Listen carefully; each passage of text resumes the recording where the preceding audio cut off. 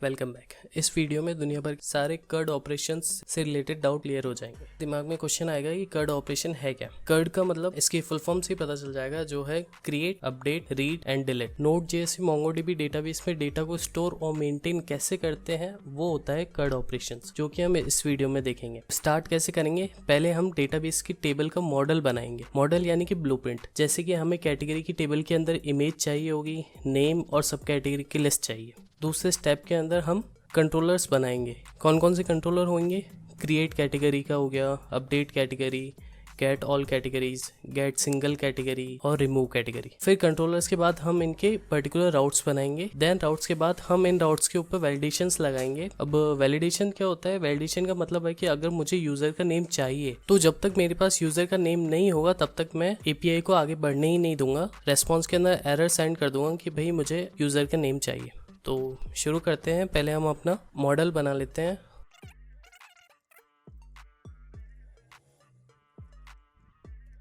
category.model.js file. Model बनाने के लिए सबसे पहले हमको चाहिए होगा मोंगूज। मोंगूज क्या होता है, मोंगूज एक फ्रेमवर्क है जो कि हमें मोंगोडीबी से इंटरेक्ट करने के लिए कुछ प्री डिफाइंड मेथड्स प्रोवाइड कराता है। तो पहले इंपोर्ट कर लेते हैं मोंगूज को। स्कीमा को इस तरह से समझते हैं, स्कीमा एक तरह की स्पैन है जो हमको ब्लूप्रिंट बनाने में मदद करेगा। पहले हम बना लेते हैं कैटेगरी की स्कीमा।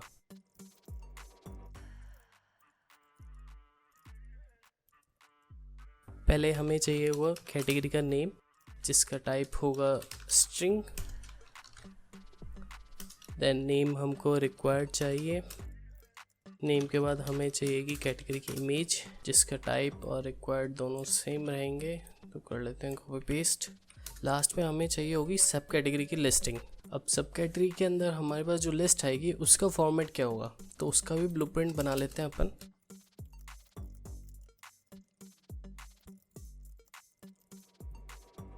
इसमें पहले हमें चाहिएगा कैटेगरी की आईडी, जिसका टाइप होगा schema.types.object id। इस चीज़ को हम अभी थोड़ी देर के अंदर डिस्कस करेंगे। बाकी चीज़ें ले लेते हैं, जो कि है सब कैटेगरी का नेम और सब कैटेगरी की इमेज। अब हमें इस मॉडल को एक्सपोर्ट करना है ताकि हम कंट्रोलर्स के अंदर इसको इंपोर्ट कर सकें और इसके अंदर वैल्यूज़ को एंटर कर सकें।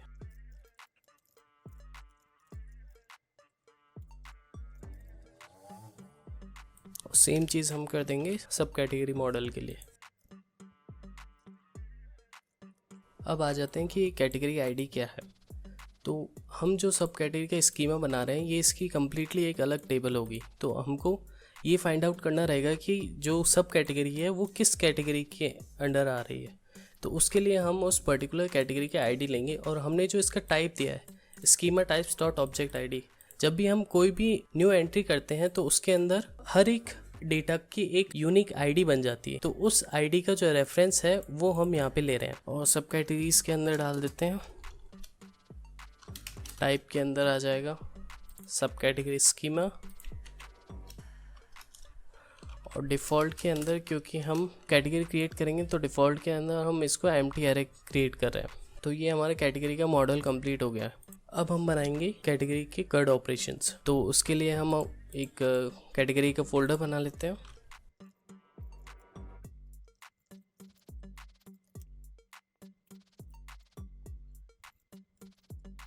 अब हम यहाँ पे कुछ चीज़ें इंपोर्ट करेंगे। पहला तो हमारा होगा कैटेगरी का मॉडल।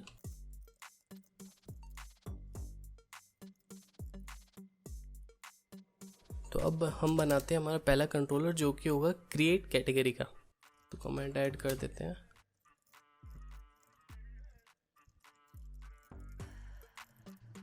तो कैटेगरी क्रिएट करने के लिए हम पहले बना लेते हैं कैटेगरी। इसके अंदर आ जाए न्यू कैटेगरी मॉडल। अब ये कैटेगरी मॉडल क्या करेगा, ये एक इंस्टेंस क्रिएट करेगा, न्यू इंस्टेंस क्रिएट करेगा, जिसके अंदर हमारी जो भी ये हमने मॉडल के अंदर जो भी फील्ड्स बनाई हैं वो आ जाएंगी। न्यू वैल्यूज़ आ रही हैं, उनको अपडेट करना है। तो कैटेगरी डॉट नेम के अंदर आ जाएगा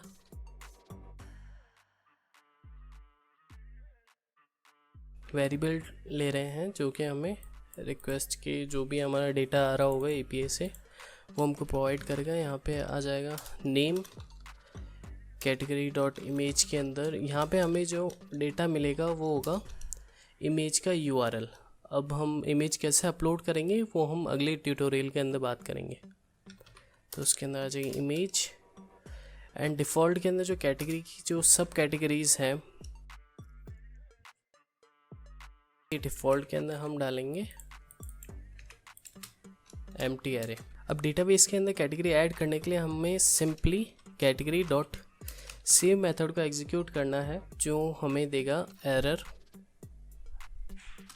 एंड कैटेगरी सेव्ड।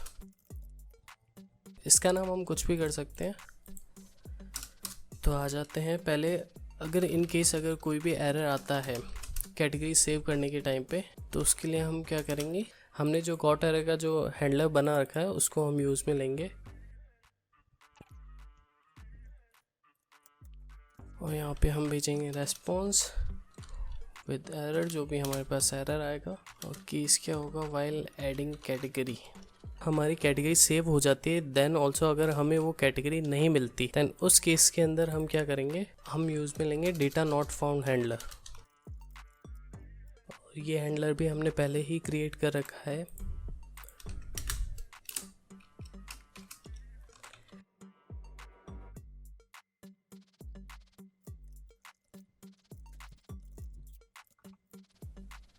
हमारी कैटेगरी जब सक्सेसफुली ऐड हो जाती है उस केस के अंदर हम रिटर्न करेंगे डेटा सेव्ड सक्सेसफुली हैंडलर। तो वो भी हमने क्रिएट कर रखा है। इसको यहाँ पे कर लेते हैं इंपोर्ट और कस्टम मैसेज के अंदर आ जाएगा कैटेगरी एडिट सक्सेसफुली। तो ये हमारा ऐड कैटेगरी का कंट्रोलर कंप्लीट हो गया। इसके बाद हम बनाएंगे अपडेट कैटेगरी का कंट्रोलर।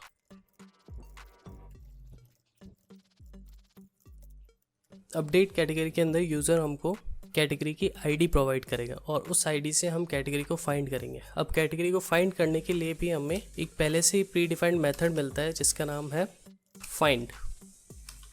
अब यहाँ पे हम लेंगे अंडरस्कोर आईडी जो कि हमें फाइंड करनी है और यहाँ पे पहले हम ले लेते हैं एपीआई रिक्वेस्ट डेटा जिसके अंदर आएगी request dot body API request data dot underscore ID. Now ये कंडीशन चेक करेगा कि जो हमने आईडी प्रोवाइड की है वो कैटेगरी के डेटाबेस के अंदर ऑलरेडी स्टोर्ड है या नहीं है। अगर स्टोर होगी तो उसको एक्सट्रैक्ट करके दे देगा। इसके बाद हमें जो रेस्पॉन्स मिलेगा उसके अंदर या तो एरर आएगा या फिर कैटेगरी। अगर हमारे पास कोई एरर आता है इसके अंदर तो हम सिंपली इसको कॉपी पेस्ट कर देते हैं, एडिंग के बदले आ जाएगा अपडेटिंग। और नाउ अगर हमारे पास एरर नहीं आता है, हमें हमारी कैटेगरी मिल जाती है, देन हम उस कैटेगरी को अपडेट करेंगे। अपडेट का केस क्या होगा, कैटेगरी डॉट नेम के अंदर हमारे पास जो एपीआई रिक्वेस्ट के अंदर जो न्यू नेम आ रहा है उसको हम यहाँ पे अपडेट कर देंगे। कैटेगरी इमेज को भी ऐसे ही कर देंगे, API request data dot image. Now अब इसको सेव करने के लिए हमें क्या करना है, सिंपली कैटेगरी डॉट सेव जो मेथड हमने यहाँ पे ऊपर यूज़ में लिया था सेम इसको कॉपी पेस्ट कर लेंगे, अपडेटेड सक्सेसफुली। और कैटेगरी सेव्ड के बदले यहाँ पे आ जाएगा कैटेगरी अपडेटेड। और यहाँ पे डेटा सेव्ड के बदले हमने अपडेट का एक और कंट्रोलर बना रखा है। तो अब ये हमारा अपडेट कैटेगरी का कंट्रोलर भी कंप्लीट हो गया है। अब नेक्स्ट हम बनाएंगे remove category controller, controller to remove category. यहाँ पे हमें पर्टिकुलर कैटेगरी की आईडी मिलेगी और उस आईडी के बेसिस पे हम कैटेगरी को रिमूव करेंगे। रिक्वेस्ट डेटा जिसके अंदर आ जाए request dot body and now हमें कैटेगरी मूव करनी है तो category model dot find by ID and delete. ये सारे प्री डिफाइंड मेथड्स हैं जो हमको मोंगोज प्रोवाइड करता है। तो आईडी आ जाएगी API request data dot ID error and category removed.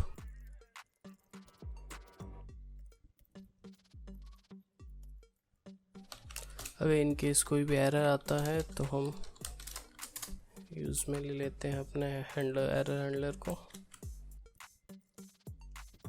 इस हैंडलर को भी हम यूज़ में ले लेते हैं। इसके अंदर हम भेजेंगे रेस्पॉन्स, कैटेगरी, और जो भी डिफ़ॉल्ट में मैसेज होगा वो यहाँ से सेंड हो जाएगा। तो ये हमारे रिमूव कैटेगरी का कंट्रोलर कंप्लीट हो गया। नाउ अब हम बनाएंगे गेट सिंगल कैटेगरी। और सिंगल कैटेगरी हम कैसे लेंगे? With the help of ID, जो कि हमें एपीआई में मिलेगी।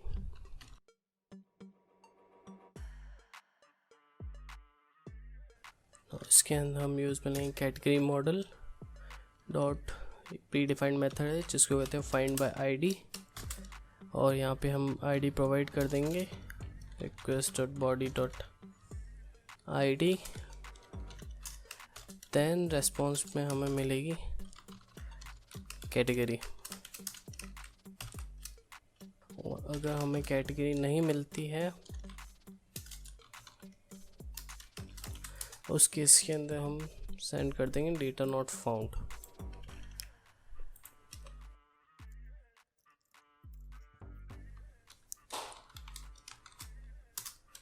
सेंड डेटा, जिसके अंदर जाएगा रेस्पॉन्स, कैटेगरी और कस्टम मैसेज के लिए कैटेगरी। नाउ अगर इस चीज़ के अंदर हमें कोई एरर मिल जाता है तो उस केस को भी हम हैंडल कर लेते हैं।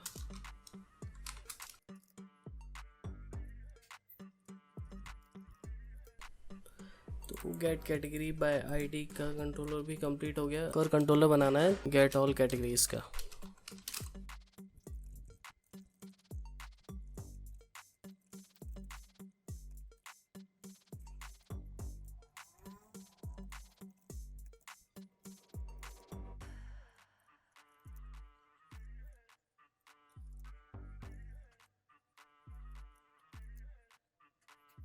तो ये है हमारा गेट ऑल कैटेगरीज का कंट्रोलर। अब इसके अंदर हम पेजिनेशन भी ऐड कर देते हैं। नहीं करेंगे अभी। गेट ऑल कैटेगरीज के अंदर अभी हमने पेजिनेशन ऐड नहीं किया है, इसको हम बाद में ऐड कर देंगे या कर ही देते हैं। पहले आएगा category model dot find dot count. Count क्या करेगा? काउंट हमको जितने भी नंबर ऑफ डेटा स्टोर है उसकी हमें काउंट प्रोवाइड कर देगा। और उसके बाद हम यहाँ पे रिटर्न कर देंगे। यहाँ पे काउंट हमारा बढ़ जाएगा तो उसमें आ जाएगा number of categories, category model dot find dot limit. Limit क्या करेगा? पर पेज पे कितने होंगे, जैसे ले लेते हैं 10। तो यहाँ पे पर पेज की कैटेगरीज आ जाएंगी। हमें लेना है स्किप। तो स्किप का जो लॉजिक है वो भी कर लेते हैं। जैसे पेज में लेते हैं डिफ़ॉल्ट में let page equal to 1, page -1 into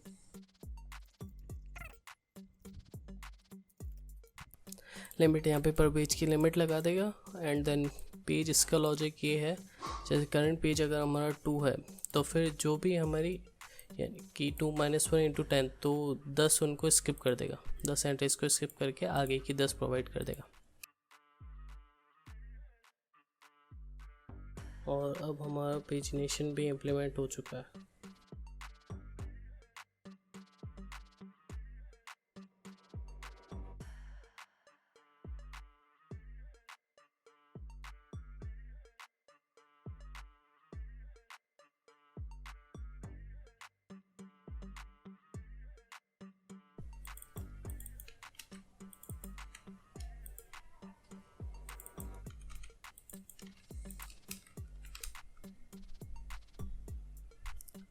और जो करंट पेज मिलेगा वो भी हमको एपीआई में ही मिलेगा।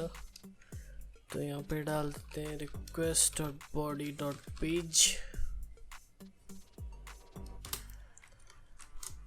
else1। अगर हमें नहीं मिलता है तो डिफ़ॉल्ट पेज 1 रहेगा। तो यहाँ पे हमने पेजिनेशन भी इम्प्लीमेंट कर दिया है। तो ये हमारे कंट्रोलर्स बन गए हैं। अब इसके बाद हम बनाएंगे राउट्स। तो राउट बना लेते हैं। हम आ जाते हैं, न्यू फोल्डर बनाते हैं, कैटेगरी। यहाँ पे हम कैटेगरी के राउट्स बना लेते हैं। और हमारी जो पहली पेज है वो है क्रिएट कैटेगरी, जिसमें हमें चाहिए होगा नेम और इमेज।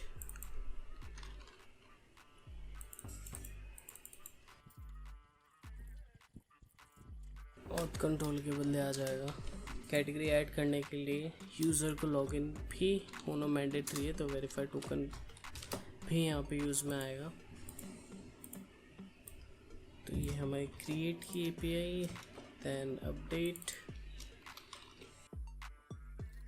कैटेगरी पे आएगी रिमूव कैटेगरी, और रिमूव कैटेगरी के अंदर हमें चाहिए होगी आईडी,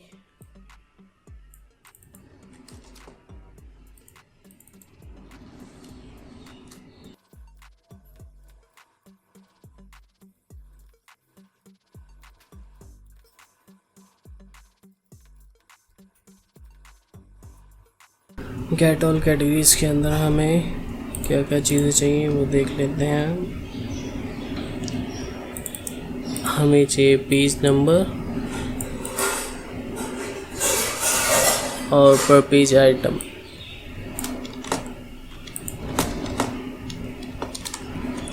बट दोनों में से कोई भी रिक्वायर्ड नहीं है।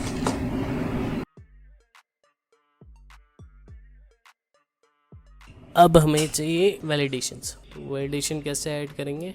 वैलिडेशन एरर्स, वैलिडेशन रिजल्ट, हम सेंड के रिक्वेस्ट। नाउ इफ अगर हमारे पास वैलिडेशन एरर्स, अगर हमारे पास वैलिडेशंस एरर आते हैं देन उस केस के अंदर हम रिटर्न करेंगे हमारे एरर हैंडलर को। इसको कर लेते हैं कॉपी पेस्ट, और एरर के अंदर आएगा validation errors dot errors 0 dot message. ना इस चीज़ को हम बाकियों पे भी इम्प्लीमेंट कर देते हैं, सिंपली कॉपी पेस्ट। तो ये हमारे कैटेगरीज के कंट्रोलर्स और राउट्स सारे कर्ड ऑपरेशन हमने इम्प्लीमेंट कर दिए हैं। अब आप चाहो तो सब कैटेगरीज के कर्ड ऑपरेशंस इम्प्लीमेंट कर सकते हो, वरना नेक्स्ट वीडियो के अंदर हम सब कैटेगरीज के कर्ड ऑपरेशंस बनाएंगे। Thank you.